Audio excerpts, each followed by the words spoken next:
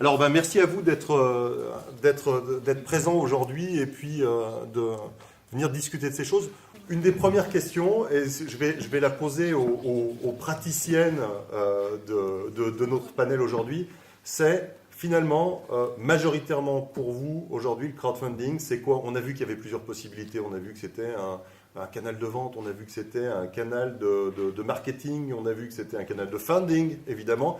On est tous dans une première question qui est là-dedans, c'est est-ce qu'on fait du crowdfunding pour le funding ou finalement, est-ce que c'est ça le plus important? Est-ce que c'est ça toujours le plus important? Alors je pense que ça dépend du projet, déjà.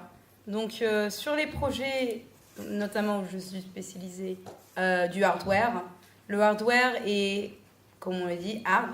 Et du coup, il faut souvent déjà avoir apporté 100 000, 200 000, voire 300 000 $, avant de pouvoir même passer au mock-up et pouvoir commencer à faire une campagne. Donc là, je pense que c'est plutôt une plateforme marketing. Par contre, il y a beaucoup de projets qui sont beaucoup plus petits, notamment sur Indiegogo. Je sais qu'il y a beaucoup de projets qui sont dans la musique, pour des jeux. C'est plutôt pour voir si ça intéresse les gens et pour lever les fonds pour pouvoir faire le projet. Je vais raconter un petit peu mon expérience personnelle. Chez Urban Leaf, donc, on a mis en place une campagne de crowdfunding avant la création de la société. L'idée, c'était essentiellement de tester le marché, en fait, voir s'il y avait des gens intéressés par notre produit. Et ensuite, on a lancé cette campagne de financement participatif sur My Major Company. Le but, voilà, c'était de commencer à vendre nos systèmes, d'identifier notre cible et d'évaluer un petit peu le marché, et puis de créer une communauté d'utilisateurs, de premiers utilisateurs, d'ambassadeurs, avec qui on aurait une relation privilégiée pour améliorer en continu le produit et qu'ils puissent faire un certain nombre de tests que nous, on ne pouvait pas faire chez nous. En fait, voilà, on vend des systèmes aquaponiques, donc des jardins d'intérieur avec un aquarium et des cultures de plantes.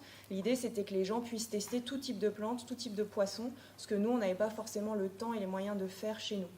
Ça a très bien marché puisque, au-delà de nos 7 000 € d'objectif, on a atteint 24 000 € sur cette première campagne. On a déjà cette échelle. On a un endroit où on a des porteurs de projets qui sont des personnes individuelles, mais qui sont aussi des organisations, qui sont des organisations naissantes ou des organisations existantes, qui sont des organisations qui naissent à l'intérieur du projet ou par le projet. Et puis, on a d'autres acteurs, on a des plateformes, on a des personnes qui vont financer. Donc, si vous pouviez nous dessiner ce qu'est un écosystème d'affaires. Alors, on va parler d'écosystème d'affaires à partir du moment où vous avez des entreprises, donc différentes parties prenantes, qui souvent pratiquent ce qu'on appelle de la coopétition, c'est-à-dire des entreprises qui traditionnellement sont des entreprises concurrentes et qui, dans une finalité le plus souvent d'innovation, mais pas systématiquement, décident de coopérer, d'où cette idée de coopétition donc, entre différentes entreprises.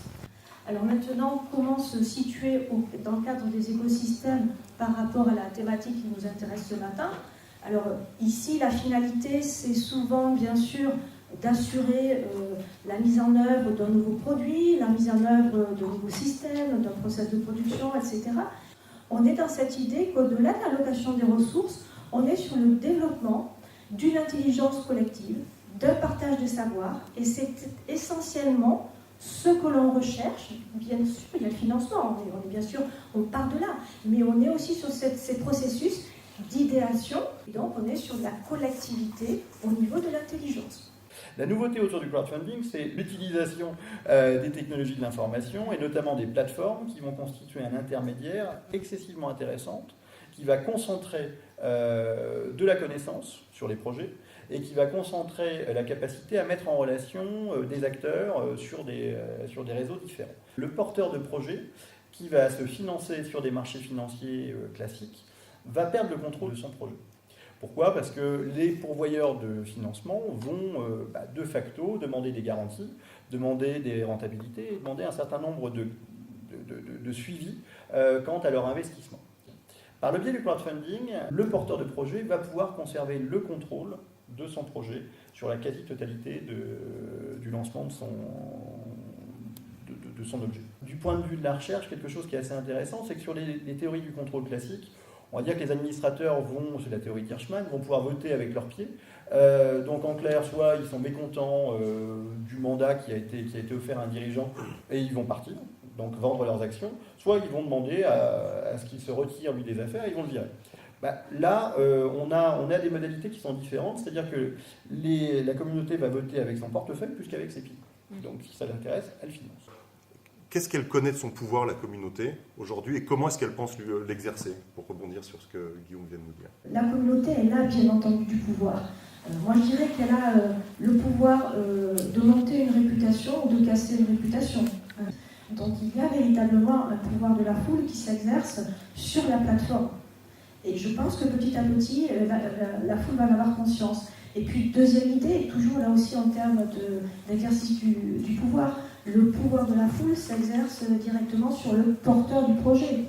Tous les conseils, quand on regarde un petit peu ce qui se passe, tous les échanges qu'il y a entre le porteur de projet et la foule sur, clairement, les échanges « tu devrais faire ci, je te proposerais de faire ça », on voit qu'une pression s'exerce sur le porteur de projet et cette pression, elle symbolise quand même si on n'en a pas conscience, parce qu'on se sent de son côté un petit épargnant qui investit par solidarité ou qui investit parce qu'il a l'innovation, etc. On se sent un petit peu isolé dans son coin, mais quand on additionne ces différents modes de pression, on arrive vraiment à un pouvoir par la foule. Une communauté, ce sont des gens qui partagent un espace commun, qui interagissent les uns avec les autres et qui ont un intérêt en commun, qui ont quelque chose qui leur tient à cœur. Voilà. Quand on a ces trois éléments réunis, on a formellement une communauté. La notion de communauté, donc ça devient une notion de communauté virtuelle. Partagent un espace commun, qui est simplement pas un espace physique, interagissent, et puis sont souvent ad hoc, mais souvent autour de quelque chose en commun. Ça peut être des communautés très limitées, et particulièrement autour de chaque projet de crowdfunding, on aura une communauté ad hoc qui va exister, qui peut être très temporaire. Mais qui a dit que les communautés devaient durer 1000 ans? La foule par rapport à la communauté, en faisant de la sociologie très rapide aujourd'hui, c'est la communauté sans l'intérêt commun défini. Et je pense que les passages dont vous nous avez parlé, avant qu'on sache s'ils soutiennent le projet, avant qu'on sache quelle version du projet ils soutiennent, avant qu'on ait ces éléments-là qui sont des éléments de définition de plus en plus fines d'un projet au travers du crowdfunding, ce sont des éléments strictement de limite ou de passage entre cette notion de foule et cette notion de communauté. Je pense qu'au sein de ces communautés, on est sur la notion de partage, on est sur finalement la notion de bien commun à la communauté et de partage de l'information autour de ce bien commun. Et moi, ça me renvoie un peu à une notion, c'est qu'on est sur des motivations qui sont, pour le moment, et j'insiste bien là-dessus, du fait du côté relativement récent de ce type de financement, sur des motivations qui sont essentiellement hédonistes. On va s'investir sur un projet qui n'existe pas, en partageant de l'information sur des a priori, sur des attentes, sur des vœux autour des caractéristiques de ce projet, finalement sans en attendre de retour, sans en attendre un contrôle particulier de la décision, de la structure organisationnelle. On est sur une portée qui est excessivement liée aux utopies du XIXe siècle. On définit un bien commun entre soi, donc c'est l'intérêt commun dont tu parlais tout à l'heure, mais qui va finalement en connaître un artefact. On attend un produit, on attend un service, on attend quelque chose de créé qui serait commun à notre groupe. Et derrière, on va partager de l'information comme support pour être dans la réassurance, être dans l'évaluation du risque de façon un petit peu utopique et dans le partage. C'est-à-dire que l'information, elle n'a pas de valeur en tant qu'information. Elle a de la valeur en tant que ce qu'on peut en faire, ce qu'on peut en produire, ce qu'on peut générer grâce à elle, ce qu'on peut empêcher à cause d'elle, ce qu'on peut...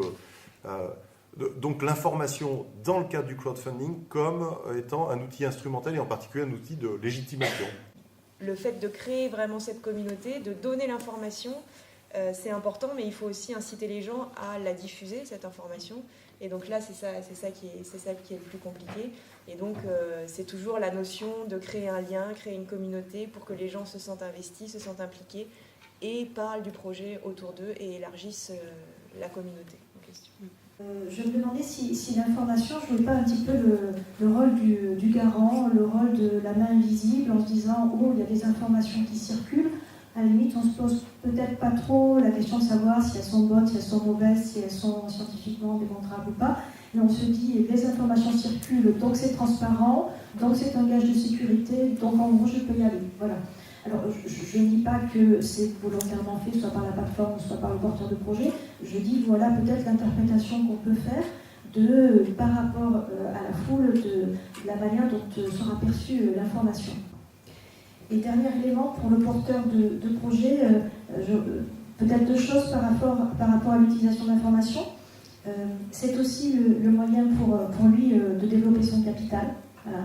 On parle de capital social, on parle de lui à grande échelle. Donc, Une des questions qui va se poser va être sous-jacente à cette notion de capital social. La première chose, c'est qu'il faut obtenir de la part d'une communauté quelque chose, qui est la décision de financer. Et puis à un moment donné, il va falloir prouver souvent, ça a été en tout cas clairement le cas pour le cas d'Oculus VR, qu'on appartient soi-même à cette communauté.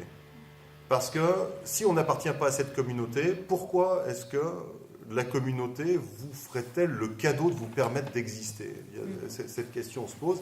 Et très souvent, encore aujourd'hui, pour beaucoup du crowdfunding, le fait d'être soi-même la même chose, d'être la même personne, d'être membre de la communauté qui va vous financer, va être un levier fort de mobilisation du capital social. Pour revenir sur ce que vous venez de dire, en disant le banquier va finir par s'intéresser à vous, dans le meilleur des cas. Et là, en l'occurrence, pour Oculus VR, ça a été le meilleur des cas. C'est-à-dire qu'une communauté un peu fragile, qui avait peur d'elle-même, pensait demander, on n'est pas dans de petites sommes, pensait demander 500 000 $ au départ, et puis finalement, quelques heures avant le lancement du projet, dit non, 250 000 finalement. Parce que la crainte était de ne pas réussir.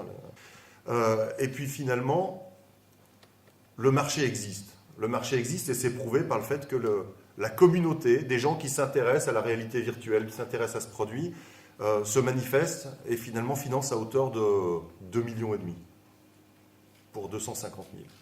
Et donc là, effectivement, on a prouvé qu'on existait. Et là, pas tout à fait le banquier encore, mais le venture capital va commencer à s'intéresser à vous et vous allez pouvoir faire quelque chose, c'est de pouvoir faire entrer dans ce qu'on appelle Series A funding, donc vous êtes dans le seed money, et vous dites, finalement, 2,5 millions pour faire le produit dont vous rêvez, vous, ma communauté, c'est pas assez, il m'en faut plus. Et donc ils arrivent à lever très rapidement 3, 4, 7, 8 millions par ça. Et puis dans un deuxième tour de table, en passant au Series B, etc., ils vont finir par monter à 70 millions. Et jusqu'à ce moment-là, la communauté ne s'inquiète pas vraiment. Elle commence à s'inquiéter. Elle commence à se dire, mais vous devenez riche. Finalement, vous n'êtes plus nous. Et puis, à un moment donné, Oculus VR va être racheté par Facebook pour 2 milliards. Et là, la personne qui a donné, parce que certains nombres de gens pouvaient dépenser 250 $ pour avoir le produit. Celui qui a donné 10 $ en disant la réalité virtuelle, c'est mon rêve du futur, vous êtes des petits gars sympas. Le porteur du projet, Palmer Luckey, qui porte bien son patronyme, a dit juste avant de lancer sur les forums dans lesquels il interagissait avec son premier cercle, finalement, avait dit, écoutez, on va faire un petit Kickstarter, on va le lancer, à la fin, il nous restera peut-être de quoi nous payer 2 bières et un sandwich. Et ils partent avec 2 milliards à l'intérieur de ça. Avec des gens qui sont rentrés par le biais du venture capital, qui sont devenus des actionnaires, il y a eu dilution, il y a eu etc., etc., etc. Et là, la personne qui a donné 10 $ a vu ces 10 $ se transformer en 20 000 $ de valeur. Et elle n'aura rien eu à l'intérieur de ça. Et donc là, on a ces questions qui se posent. Pour moi, pour finir sur l'aspect de capital social, on est passé de ce qu'on appelle bonding social capital, qui est le fait on est tous ensemble dans la même communauté, à bridging social capital. Je ne suis plus partie de votre communauté, je suis milliardaire. Je ne peux plus dire que je suis vous. Vous me donniez 10 $, vous ne pouvez toujours pas me donner 1 milliard. Moi, je pourrais vous donner 1 milliard, mais je ne le ferai pas, évidemment. Mais par contre, je suis toujours garant de vos intérêts. Ce passage, il est extrêmement difficile à faire. Et c'est pour moi, c'est celui de la réussite des projets de crowdfunding. Et donc, c'est celui de la question du passage au financement plus classique. Je vais clore la table ronde à cet endroit-là. Merci de votre présence. À tout à l'heure.